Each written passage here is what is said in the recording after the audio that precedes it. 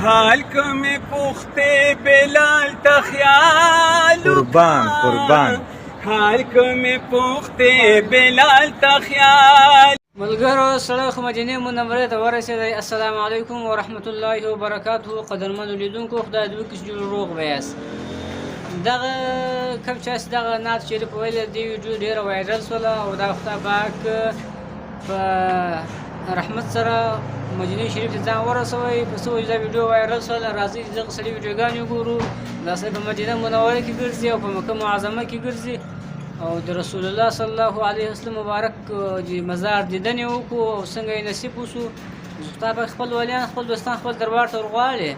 بس دا دربیو ته راځي دا ویډیوګانې راسره وګورئ. حال کمی پخته بلال تخیال قربان حال کمی پخته بلال تخیال کا ستا مینا کے داسے ہے ستا مینا کے داسے زو رسوایم ستا دبا بلبل یم برایم او یا رسول اللہ پتا شیدایم ستا دبا بلبل یم برایم بدی منہ ادا کړي وی جانا مبارک شاه تا عمر وکړه جانا مبارک شاه ستام حسین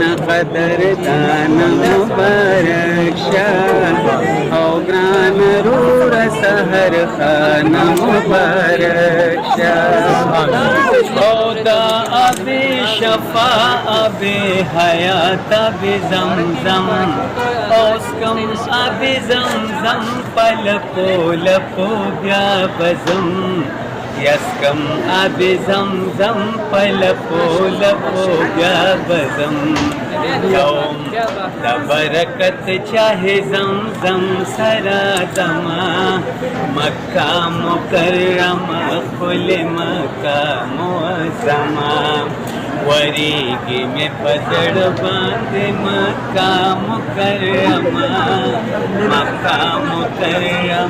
خل مکہ معظمہ.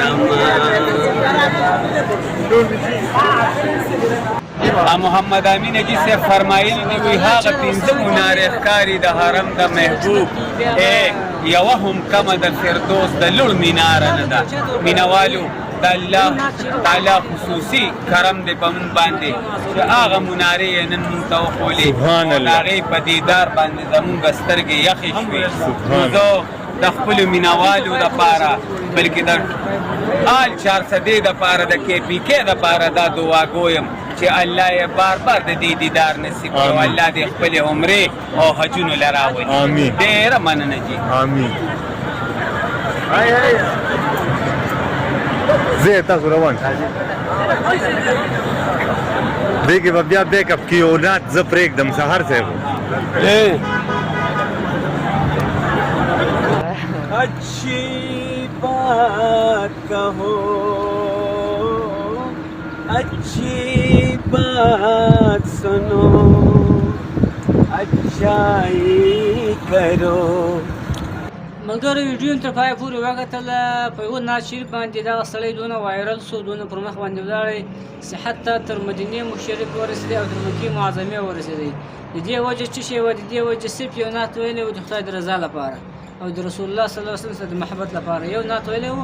الله تعالی مدینې منورې ته ور وغوښتی. تر بلې ویډیو پورې د الله په امان.